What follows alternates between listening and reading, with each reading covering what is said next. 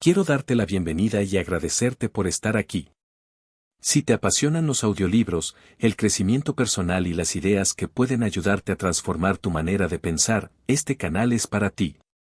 Aquí encontrarás resúmenes y análisis de los libros más influyentes, explicados con un lenguaje claro y fácil de comprender, para que puedas aplicar sus enseñanzas en tu vida diaria. Hoy exploraremos Piensa y hágase rico, una de las obras más reconocidas sobre éxito y desarrollo personal, escrita por Napoleón Hill. Más que un libro sobre dinero, es una reflexión sobre la mentalidad, los hábitos y las decisiones que, según su autor, pueden acercarnos a nuestros objetivos. Esta obra nació después de más de 20 años de investigación. Durante ese tiempo, Hill estudió las experiencias y los métodos de algunas de las personas más exitosas de su época, con el propósito de identificar los principios que tenían en común. Entre las figuras que analizó se encontraban empresarios, inventores y líderes ampliamente conocidos, como Henry Ford, Thomas Edison, John D. Rockefeller, Alexander Graham Bell y Andrew Carnegie, entre muchos otros. A partir de ese trabajo, Hill organizó una serie de principios que, desde su perspectiva, explican cómo las personas desarrollan una mentalidad orientada al logro.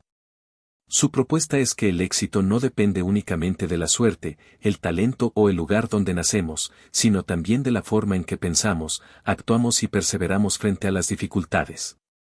A lo largo de este resumen descubrirás ideas sobre el poder del deseo, la confianza en uno mismo, la disciplina, la imaginación, la planificación, la toma de decisiones, la perseverancia y la importancia de rodearse de personas que impulsen nuestro crecimiento.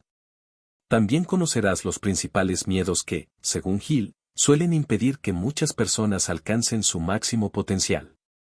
No es necesario que aceptes cada una de estas ideas como una verdad absoluta. Lo más valioso de este recorrido es reflexionar sobre ellas, analizar cuáles pueden ser útiles para tu propia vida y decidir cuáles vale la pena poner en práctica. Así que busca un lugar cómodo, relájate y acompáñame durante los próximos minutos. Espero que este resumen te aporte nuevas perspectivas y que, al terminar, encuentres al menos una idea capaz de inspirarte a dar el siguiente paso hacia tus metas. Y si disfrutas este tipo de contenido, no olvides suscribirte al canal y activar la campana para no perderte los próximos resúmenes y audiolibros. Ahora sí, comencemos con Piensa y hágase rico. Capítulo 1. Los pensamientos son cosas. El primer capítulo presenta la tesis central del libro a través de la historia de Edwin C. Barnes, quien llegó a la fábrica de Thomas Edison decidido a convertirse en su socio de negocios, no en un simple empleado. Barnes se presentó ante Edison con el aspecto de un vagabundo, pero con una determinación tan firme que el propio inventor reconoció años después que supo, desde el primer momento, que aquel joven no cedería hasta conseguir lo que buscaba.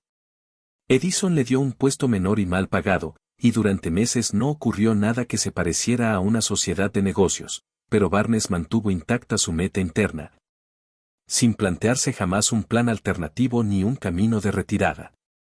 La oportunidad llegó de forma inesperada. Edison había perfeccionado una máquina de dictado que sus propios vendedores consideraban invendible. Barnes se ofreció a comercializarla, lo hizo con tanto éxito que Edison le otorgó la distribución exclusiva del aparato para todo el país, y a partir de esa asociación Barnes amasó una fortuna, demostrando, en palabras del autor, que es posible pensarse, literalmente en una posición que en apariencia resulta inalcanzable. El capítulo continúa con la historia de R. U. Darby y su tío, quienes durante la fiebre del oro cavaron una mina en Colorado, encontraron una rica veta de mineral. Pidieron dinero prestado a sus vecinos para comprar maquinaria y, cuando el filón desapareció inesperadamente, se dieron por vencidos y vendieron el equipo a un chatarrero por unos pocos cientos de dólares. Ese chatarrero contrató a un ingeniero de minas, quien calculó que la veta reaparecería apenas 1 metro más allá del punto exacto donde los Darby habían dejado de perforar, y así fue. Lo que le permitió al nuevo propietario extraer millones de dólares en mineral. Años más tarde, Darby aplicó esa lección en su carrera como vendedor de seguros de vida, repitiéndose a sí mismo que nunca más se detendría por un no, después de haberse detenido una vez a 1 metro del oro. Llegó a ser uno de los pocos agentes en vender más de $1 millón en pólizas al año. Hill añade una segunda anécdota de Darby: en un molino, presenció como una niña de un arrendatario negro, con solo su insistencia calmada, logró que su tío, un hombre de carácter violento, le entregara los 50 centavos que su madre necesitaba, después de que él intentara ahuyentarla con amenazas. Darby atribuyó buena parte de su éxito posterior en las ventas a recordar la mirada decidida de aquella niña cada vez que un cliente intentaba decirle que no. El capítulo cierra con la anécdota del motor V8 de Ford, cuyos ingenieros lo declararon técnicamente imposible de construir en un solo bloque hasta que la insistencia de Ford, seguir intentándolo sin importar el tiempo que llevara, terminó por producir el diseño, y con la reflexión de que la pobreza y la riqueza son, en la visión de Hill, dos formas de pensamiento que la mente puede entrenarse para atraer. Capítulo 2. El deseo, el punto de partida de toda riqueza. Hill distingue el simple deseo de tener dinero, algo que casi todas las personas sienten, de lo que llama un deseo ardiente, un anhelo tan intenso que se convierte en obsesión. Retoma la historia de Barnes y la combina con la de los comerciantes de Chicago que, tras el gran incendio que destruyó sus tiendas en State Street, decidieron en su mayoría abandonar la ciudad, mientras que uno solo, Marshall Field, resolvió construir en el mismo lugar la tienda más grande del mundo, sin que importara cuántas veces volviera a arder. Esa tienda, señala Hill, seguía en pie casi un siglo después, como monumento al poder del deseo ardiente. El núcleo del capítulo es el método de 6 pasos para transformar el deseo de dinero en resultados concretos, fijar una cifra exacta, definir qué se está dispuesto a dar a cambio, porque nada se recibe sin una contrapartida, establecer una fecha límite, elaborar un plan concreto y comenzar a ejecutarlo de inmediato, esté o no completamente preparado. Poner todo por escrito de forma clara y precisa, y leer ese escrito en voz alta 2 veces al día, imaginándose ya en posesión del dinero. Hill subraya que estos pasos no exigen ni sacrificio ni estudios avanzados, pero sí una imaginación capaz de sostener la idea como si ya fuera un hecho. Y respalda el método señalando que tanto Carnegie como Edison dieron su aprobación a este procedimiento. A modo de ejemplo culminante, Hill relata con detalle la historia de su propio hijo, Blair, nacido sin orejas y con un médico que auguraba que sería sordomudo de por vida. Hill se negó a aceptar ese pronóstico y decidió, en silencio, sembrar en la mente del niño la convicción de que su condición era en realidad una ventaja. Le contaba historias que reforzaban esa idea, y cuando el niño mostró indicios de percibir sonido por conducción ósea, al morder el borde de un fonógrafo, Hill aprendió a hablarle apoyando los labios en el hueso mastoideo. A los 7 años, el propio Blair, desafiando la prohibición de su madre, se escapó de casa, pidió 6 centavos prestados a un zapatero y montó su propio negocio de venta de periódicos, terminando el día con un beneficio de 42 centavos. Para Hill, esa pequeña hazaña fue la prueba de que la confianza sembrada estaba dando fruto. Años después, ya en la universidad, un audífono eléctrico le devolvió a Blair una audición casi normal, y el joven convirtió su propia experiencia en una idea de negocio para ayudar a otros sordos, lo que le abrió un puesto de trabajo en la empresa fabricante del aparato. El capítulo cierra con 2 anécdotas breves, la de la cantante de ópera Chuma Nain, a quien un director vienés le aconsejó comprarse una máquina de coser en lugar de cantar, y la de un socio de Hill que sobrevivió a una operación de alto riesgo gracias, según su médico, a su pura determinación de vivir, como ejemplos adicionales del poder del deseo respaldado por la fe. Capítulo 3. La fe. La fe se define como un estado mental que puede cultivarse deliberadamente mediante la repetición de instrucciones a la mente subconsciente, es decir, mediante la autosugestión. Hill sostiene que el subconsciente no distingue entre un pensamiento constructivo y uno destructivo, acepta y traduce en su equivalente físico cualquier idea que se le repita con suficiente carga emocional, ya sea de convicción o de miedo.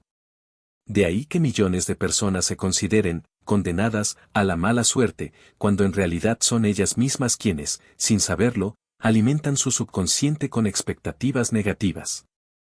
El capítulo incluye una fórmula de la confianza en uno mismo, de 5 puntos, que el lector debe firmar, memorizar y repetir en voz alta cada día, comprometiéndose a la acción perseverante. A visualizar durante 30 minutos diarios la persona en que desea convertirse, a no participar en transacciones que no beneficien a todas las partes implicadas. Y a cultivar la confianza en los demás como reflejo de la confianza en uno mismo. Hill relata también la historia de su propio hijo Blair, ya mencionada en el capítulo anterior, como ejemplo de que la repetición constante de un pensamiento de confianza puede producir resultados que la medicina consideraba imposibles.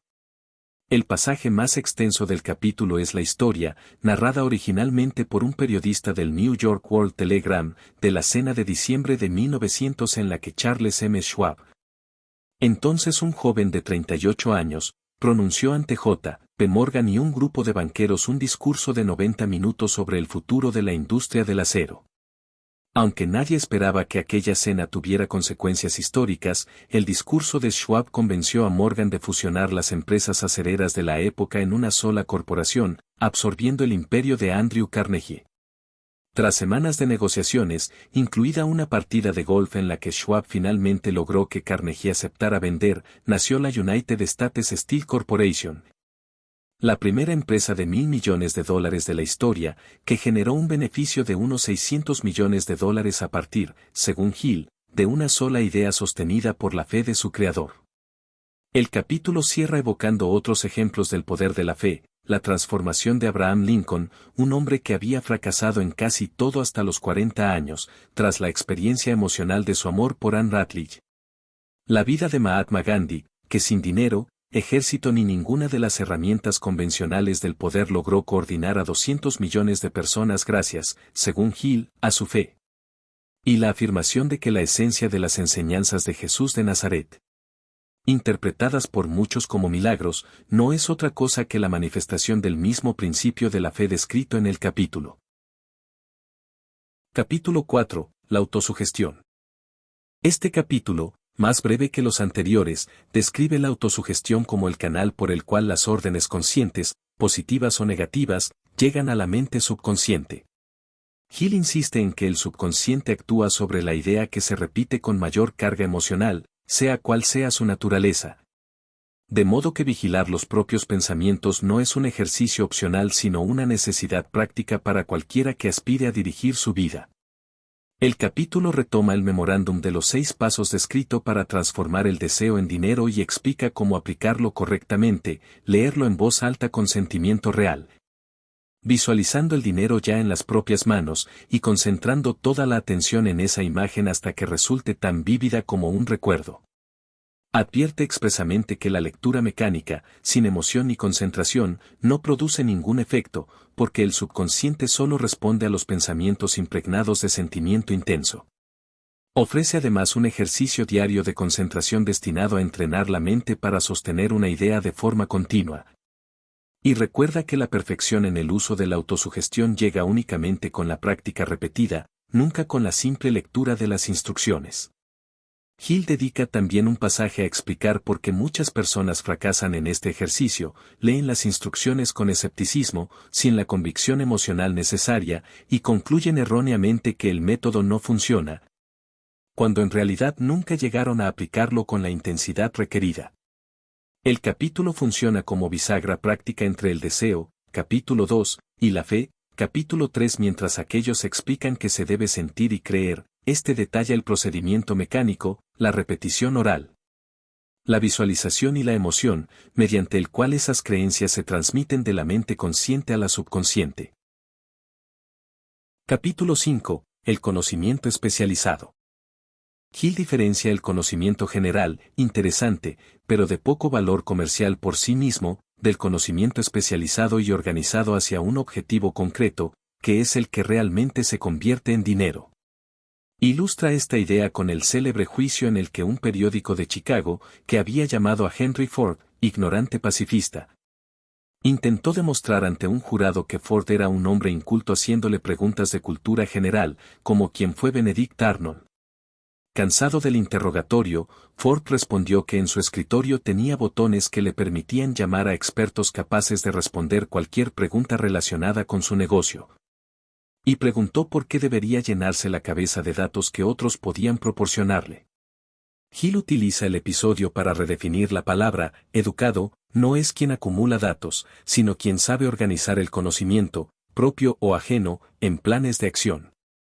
El capítulo enumera las fuentes fiables para adquirir conocimiento especializado, la propia experiencia y educación, la cooperación de otras personas mediante alianzas o equipos de trabajo, las escuelas técnicas y universidades, las bibliotecas públicas y los cursos especiales, incluidas las academias nocturnas y la enseñanza por correspondencia. Hill relata su propia experiencia como estudiante de un curso de publicidad por correspondencia, del que estuvo a punto de desistir, pero que terminó completando porque la escuela seguía cobrándole las cuotas independientemente de si continuaba estudiando. Esa obligación de pago, sostiene, terminó siendo un entrenamiento valioso en la terminación de lo que se empieza. Como ejemplos de aplicación práctica, el capítulo narra la historia de un vendedor de una charcutería que, al quedar desempleado, se especializó en contabilidad y montó un negocio de teneduría de libros ambulante para pequeños comercios, multiplicando por 10 sus ingresos. La de una mujer que preparó para su hijo recién graduado un currículum de 50 páginas, tan detallado que le permitió entrar directamente como ejecutivo junior en lugar de empezar desde abajo, ahorrándole, según Hill, cerca de 10 años de progreso profesional, y la de Dan Alpin, quien, tras trabajar como manager del equipo de fútbol de Notre Dame en la universidad, aceptó un empleo modesto vendiendo audífonos durante la Gran Depresión y, gracias a sus resultados, fue reclutado por una empresa competidora, donde en poco más de 6 meses llegó a vicepresidente. Hill también menciona el caso de Stuart Austin Wie, quien a los 40 años, ya casado, volvió a estudiar Derecho de forma intensiva y completó en 2 años lo que a otros les tomaba 4. Gracias a una selección cuidadosa de los cursos y las instituciones donde estudiar. Capítulo 6. La imaginación. Aquí se describe la imaginación como el taller donde toda idea se diseña antes de materializarse, y se distinguen 2 formas: la imaginación sintética, que combina ideas, conceptos o planes ya existentes de una manera nueva, y la imaginación creativa, vinculada a la intuición y a lo que Hill llama comunicación directa con la inteligencia infinita, más difícil de activar y generalmente asociada a los grandes inventores y visionarios.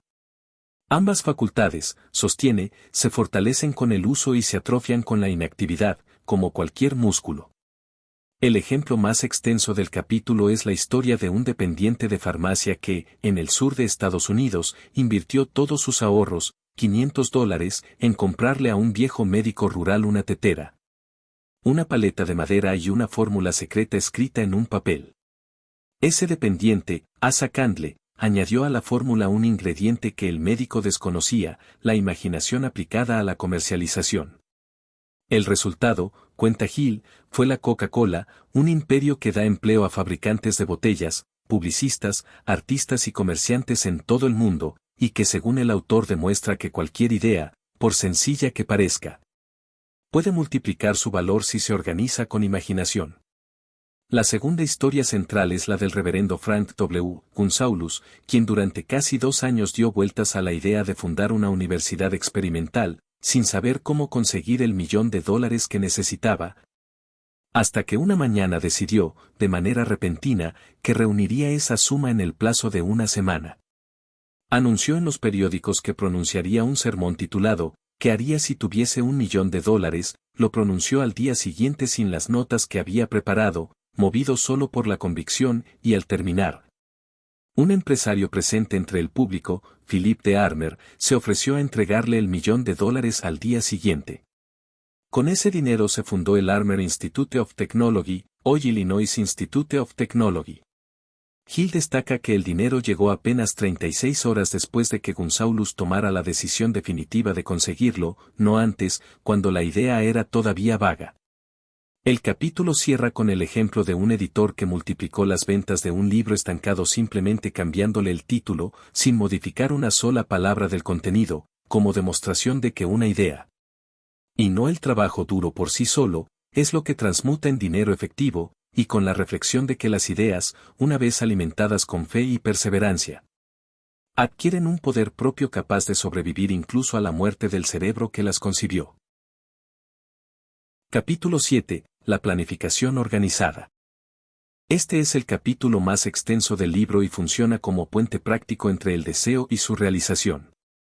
Hill explica que ningún plan es perfecto a la primera vez, por lo que hay que estar dispuesto a modificarlo cuantas veces sea necesario tras cada fracaso, sin abandonar el objetivo de fondo. Recuerda que tanto James J.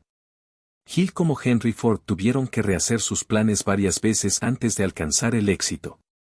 Recomienda formar una alianza de varias personas, la mente maestra, que se desarrollará en el capítulo 10, cuyos conocimientos y contactos complementen los propios. Reunida al menos un par de veces por semana en un espíritu de perfecta armonía, condición que Hill considera indispensable. Un tramo importante del capítulo detalla cómo presentar y vender los servicios personales mediante la fórmula CCE, calidad, cantidad y espíritu de cooperación. Entendida esta última como la disposición a trabajar en armonía con los demás. Hill distingue también entre líderes y seguidores, y enumera 11 cualidades de un liderazgo eficaz: valor inquebrantable, autocontrol, un claro sentido de la justicia, precisión en las decisiones, exactitud en los planes. El hábito de hacer más de lo que corresponde, una personalidad agradable, simpatía y comprensión hacia los seguidores, dominio del detalle, disposición a asumir toda la responsabilidad, incluidos los errores de los subordinados, y capacidad de cooperación.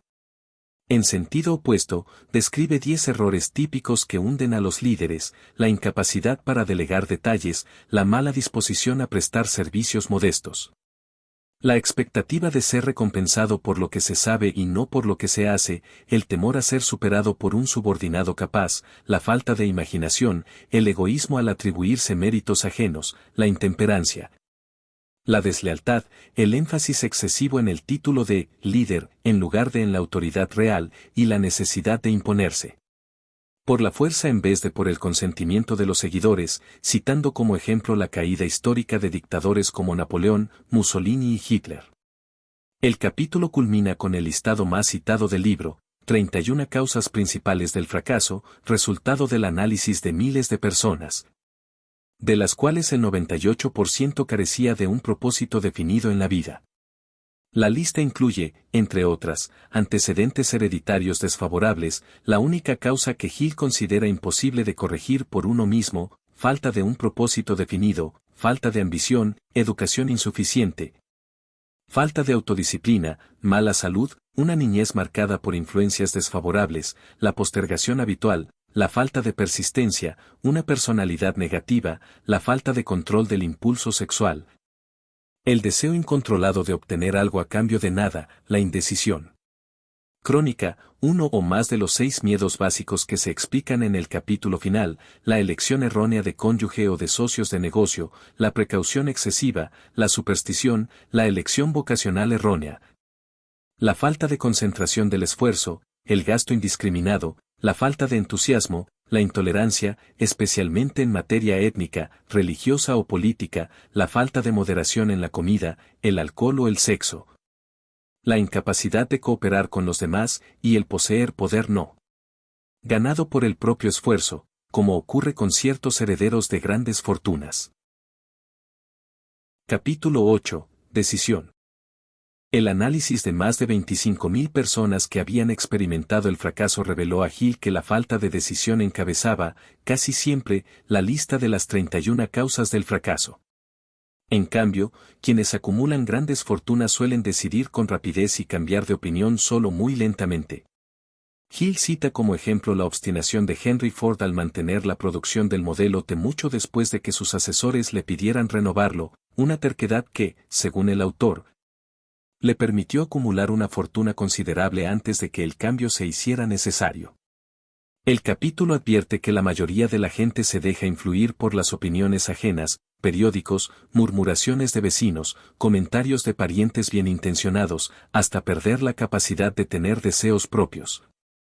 Y recomienda mantener los ojos y los oídos abiertos, pero la boca cerrada, respecto a los propios planes, resumido en el consejo de anunciar al mundo lo que se pretende hacer solo después de haberlo hecho, no antes. Hill relata que él mismo sintió, al recibir la sugerencia de Carnegie de dedicar 20 años a organizar una filosofía del éxito, el impulso inmediato del temor a la crítica ajena. Y que estuvo a punto de abandonar la idea antes incluso de haberla puesto en marcha. El pasaje central del capítulo es un extenso relato sobre el valor necesario para tomar grandes decisiones históricas, la declaración de la emancipación de Lincoln, la decisión de Sócrates de beber la cicuta antes que renunciar a sus convicciones, y sobre todo el proceso que llevó a la Declaración de Independencia de Estados Unidos, firmada por 56 hombres que sabían que ese acto podía costarles la vida. Hill traza el origen de esa decisión colectiva hasta un incidente ocurrido en Boston en 1770, cuando soldados británicos dispararon contra un grupo de colonos, lo que llevó a Samuel Adams y John Hancock a proponer la expulsión de las tropas, y más tarde, junto con Richard Henry Lee, a organizar un comité de correspondencia entre las 13 colonias, un auténtico equipo de trabajo. Señala Hill, que sentó las bases organizativas de la independencia.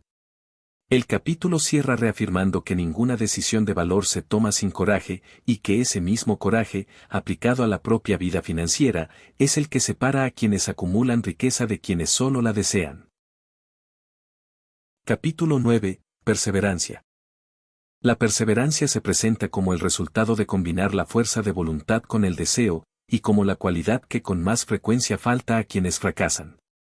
Hill compara el esfuerzo de recuperar el control de la perseverancia con el de despertar de una pesadilla. Hay que empezar moviendo, con enorme esfuerzo, un solo dedo, y desde ahí ir recuperando el control del cuerpo entero. Poco a poco, hasta liberarse por completo. El capítulo enumera 8 factores que constituyen la base de la perseverancia: la definición de un propósito, el deseo, la confianza en uno mismo, la definición de planes, el conocimiento exacto, en lugar de suposiciones, la cooperación con otros, la fuerza de voluntad y, por último, el hábito. A continuación ofrece un extenso inventario de perseverancia, con 16 síntomas de su ausencia, entre ellos la indecisión, la postergación, la falta de interés por adquirir conocimientos especializados, la autosatisfacción, la costumbre de culpar a otros de los propios errores, el deseo de atajos hacia la riqueza y, de forma destacada, el temor a la crítica, que Hill sitúa como uno de los enemigos más peligrosos precisamente porque suele operar desde el subconsciente sin ser reconocido. Como ilustración de ese temor, Hill confiesa que, al recibir la propuesta de Carnegie de organizar una filosofía del éxito, su mente se llenó de inmediato de preguntas paralizantes sobre qué pensarían sus parientes o quién era él para aspirar a tanto, y que estuvo a punto de abandonar la idea antes de que naciera. El capítulo relata también los casos de W. C. Fields, Marie Dressler y Eddie Cantor, 3 artistas que perdieron toda su fortuna en la Gran Depresión y, ya en la sesentena o después de perderlo todo, perseveraron hasta lograr un renovado éxito en el cine y el espectáculo, como prueba de que la casualidad favorable solo llega a quienes se la fabrican con esfuerzo continuado.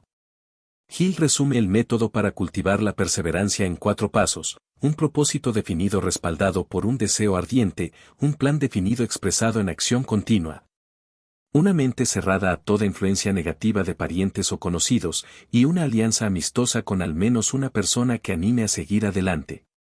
Cierra el capítulo señalando que ni Ford ni Edison poseían ninguna otra cualidad extraordinaria más allá de la perseverancia para explicar sus logros. Capítulo 10. El poder del trabajo en equipo.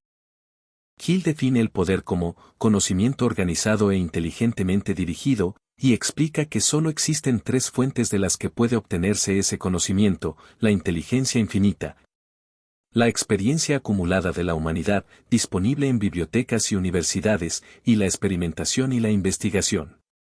Ninguna de esas fuentes, señala, puede ser aprovechada en toda su magnitud por un solo individuo, de ahí la necesidad de lo que llama él equipo de trabajo, la coordinación de conocimiento y esfuerzo, en un espíritu de armonía, entre 2 o más personas, para el logro de un propósito definido.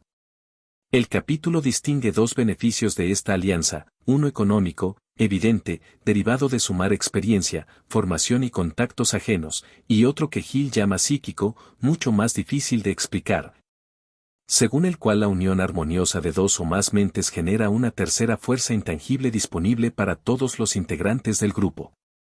Para ilustrar el principio, compara el cerebro humano con una batería eléctrica. Así como un conjunto de baterías proporciona más energía que una sola.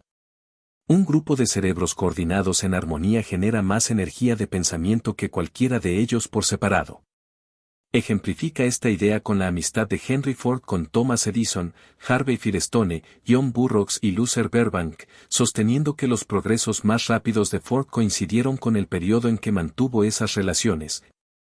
Y vuelve a mencionar el caso de Gandhi como ejemplo de un poder obtenido enteramente a través de la coordinación armoniosa de voluntades ajenas, sin recurrir a ninguna de las herramientas tradicionales del poder. El capítulo cierra con la imagen de una corriente invisible que fluye en dos direcciones opuestas. Un lado, alimentado por las emociones positivas del pensamiento, arrastra hacia la riqueza; el otro, alimentado por las emociones negativas, arrastra hacia la pobreza y la miseria. Hill advierte que la riqueza es tímida y elusiva, y debe ser cortejada casi del mismo modo en que se corteja a una persona amada, con fe, deseo, perseverancia y un plan puesto en acción. Nunca solo con la esperanza pasiva de que aparezca. Capítulo 11. El misterio de la transmutación del sexo. Este es uno de los capítulos más particulares del libro. Hill define la transmutación como el cambio de la mente desde pensamientos de expresión física hacia pensamientos de otra naturaleza, y sostiene que la energía sexual es el más poderoso de los deseos humanos. Cuando se controla y se redirige mediante la fuerza de voluntad, conserva toda su agudeza de imaginación, su valor y su capacidad creativa, pero aplicados a la literatura, el arte, los negocios o cualquier empresa, incluida la acumulación de riqueza. Compara ese proceso con la contención de un río mediante una presa. El agua puede detenerse temporalmente, pero terminará buscando una salida, de modo que, si no se canaliza mediante la transmutación, la energía sexual encontrará vías de expresión menos valiosas.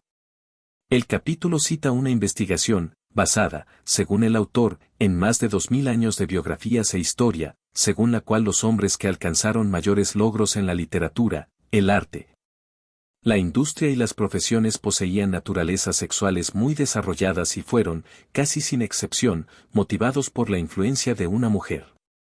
Hill compara la castración de animales, que los vuelve dóciles y les priva de su capacidad de lucha, con el efecto equivalente que tendría en un hombre la supresión completa de esa misma energía sin ninguna vía de expresión. El pasaje central es la lista de 10 estímulos que elevan la mente a un estado de mayor intensidad creativa: el deseo de expresión sexual, el más poderoso de todos; el amor, un deseo ardiente de fama, poder o dinero; la música, la amistad entre personas afines, una alianza de equipo de trabajo, basada en la armonía; el sufrimiento compartido, la autosugestión y, por último, clasificados como destructivos, el temor y los narcóticos o el alcohol. Hill define al genio como la persona que ha aprendido a intensificar su pensamiento hasta comunicarse con fuentes de conocimiento no disponibles al pensamiento ordinario. Y sostiene que esa comunicación se produce a través de lo que en capítulos posteriores llamará el sexto sentido, alcanzable con mayor facilidad cuando la mente se encuentra estimulada por alguno de esos 10 factores. El capítulo enumera además a una serie de figuras históricas, entre ellas Lincoln, Washington, Napoleón, Jefferson, Wilson y Emerson, cuya notable energía y capacidad de logro Hill atribuye, en parte, a este mismo mecanismo de transmutación. Capítulo 12. El subconsciente. Hill describe la mente subconsciente como un campo de conciencia que registra todo impulso de pensamiento recibido por los 5 sentidos, y que trabaja de manera continua, de día y de noche, transmutando en su equivalente físico aquello que se le entrega de forma dominante, a través de un procedimiento que utiliza, según el autor, las fuerzas de la inteligencia infinita. El subconsciente, insiste, no permanecerá jamás inactivo; si no se le plantan deliberadamente pensamientos positivos, se alimentará por defecto de los pensamientos negativos que lleguen por negligencia. El capítulo enumera 7 emociones positivas que conviene cultivar de forma deliberada: deseo, fe, amor, sexo, entusiasmo, romanticismo y esperanza, y 7 emociones negativas que deben evitarse a toda costa: temor, celos, odio, venganza, avaricia, superstición y cólera. Hill compara estas emociones con la levadura del pan, el elemento que transforma un pensamiento pasivo en un impulso activo capaz de influir sobre el subconsciente. Y advierte que basta la presencia de una sola emoción negativa para destruir cualquier posibilidad de ayuda constructiva por parte de esa facultad mental. Una sección notable está dedicada a la oración.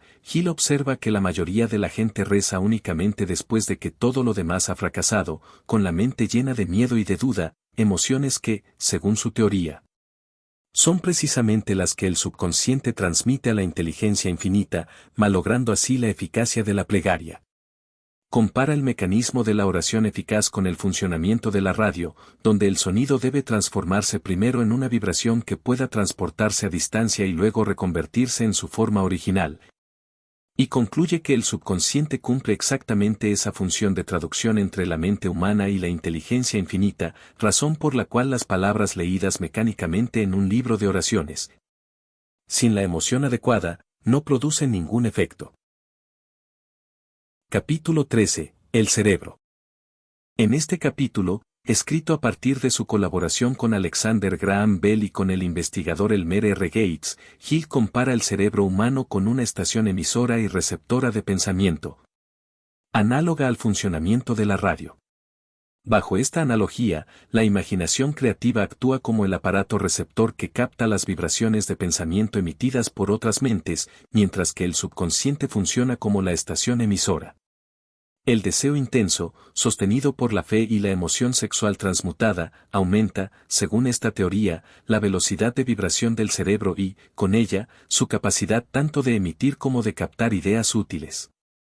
Hill respalda esta idea citando el trabajo del profesor J. Berrine y su equipo en la Universidad Duke, que llevó a cabo más de 100.000 pruebas para determinar la existencia de la telepatía y la clarividencia, encontrando personas capaces de identificar cartas ocultas con una precisión que, estadísticamente, resultaba casi imposible atribuir al azar. Cita también al Dr. C. Hudson Eric, de la Universidad de Chicago, sobre la descomunal cantidad de conexiones neuronales del cerebro humano, para argumentar que una red tan intrincada no puede existir con el único propósito de mantener las funciones físicas del cuerpo, y que probablemente sirve también para comunicarse con fuerzas intangibles externas a la propia mente. El capítulo concluye con la descripción de un método de trabajo en equipo que el propio Hill practicaba junto a dos colaboradores cercanos: sentarse en torno a una mesa, exponer con claridad un problema y dejar que cada uno contribuyera con lo que se le ocurriera, en una suerte de fusión temporal de las tres mentes que, según su experiencia, permitía alcanzar soluciones y conocimientos que ninguno de los tres poseía por separado, una aplicación práctica y sencilla del principio del equipo de trabajo descrito en el capítulo 10. Capítulo 14. El sexto sentido. El autor describe el sexto sentido como la culminación de todos los principios anteriores, la porción de la mente subconsciente, también llamada imaginación creativa, a través de la cual la inteligencia infinita puede comunicarse con el individuo sin ningún esfuerzo consciente por parte de éste, advirtiéndole de peligros inminentes o señalándole oportunidades con la suficiente antelación para aprovecharlas. Hill reconoce que este es el capítulo más difícil de aceptar del libro, y aclara que solo puede comprenderse plenamente después de haber practicado durante un tiempo los otros 12 principios.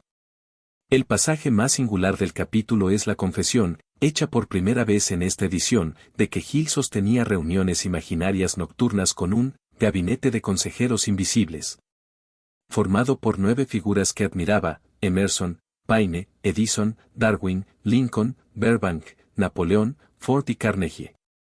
Antes de dormir, cerraba los ojos y se imaginaba presidiendo una mesa de conferencias con estos 9 hombres, a quienes se dirigía en voz alta pidiéndoles que le transmitieran, por emulación, la cualidad que más admiraba de cada uno: la comprensión de la naturaleza de Emerson, la paciencia científica de Darwin, la capacidad de Napoleón para inspirar a los hombres, la libertad de pensamiento de Paine, la perseverancia de Ford, la fe de Edison ante la adversidad, y los principios organizativos de Carnegie.